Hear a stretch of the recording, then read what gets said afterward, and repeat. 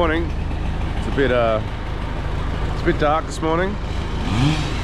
Quinton's already started. Got the chipper going. I'll come over here so you can probably hear me. We're at a commercial site here, a pretty large one, and we've got to do some pruning on some eucalypts that are overhanging the building. So I'll climb up 1, 2, maybe 3. We'll probably be able to Polesaw some off. That's around that corner. So we're going to try and get the truck in around that bend there. If you can get the truck in, it just makes it so much easier, less dragging, and it's only the two of us today. So a little bit of climbing and a little bit of Polesaw, a little bit of dragging. So not too exciting today, but we'll try and talk you through it. So we've got a cone set up, got a sign set up, and Quinton started. All right. We've got a couple we've got to climb here. I think Quinton's going to do some of the Polesaw work on this one, and I'm going to climb the other one. But just while we're here, we've got this one up here.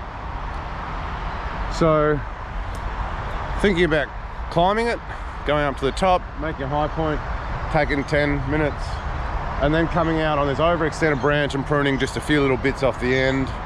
Takes a bit of time and a bit of effort, and today we want to work pretty quick and get a few jobs done. So it is not that bad. It's away from the roof and there's nothing here for the branches to catch on. However, it is quite a fat branch, so what I'm going to do is I'm going to Polesaw it off, and I'll show you a little trick Polesawing bigger things off that are probably too big for the bar. What you can do is do your undercut, your scarf cut. Make sure it's a scarf cut, not an undercut, because if it's just an undercut, the kerf will close up very quickly and increase the chances of the branch splitting and slabbing up. So you want to do a scarf cut so it starts moving, breaking some fibers and getting some momentum. So when it does close up that scarf, it does have momentum and a bit of it broken fibers to just snap it off. The problem is a Polesaw bar is very short and not very powerful.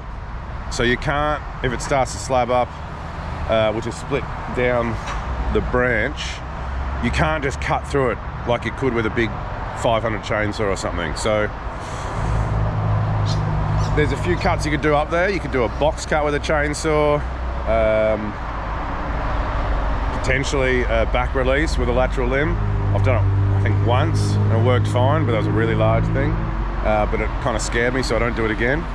But with a Polesaw, with a place like this, with a tree that is not an ornamental tree, it's just way out in the back of the yard here. If it does slab up, it's not going to be an issue, because I am making the cut a few meters back from the trunk, way out from the trunk.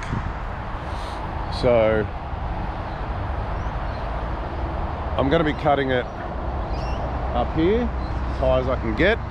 And what I'm going to do with the Polesaw is I will do my scarf cut, and then I'll do somewhat of a quarter cut.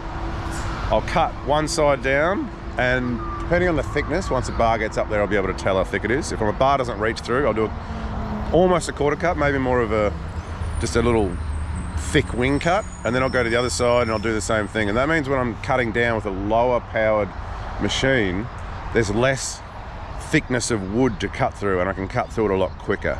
So of course it's a bit risky. You should get up there and climb it and do it correctly, but even if this fails, it's not going to be a problem, because we can just remove the whole branch.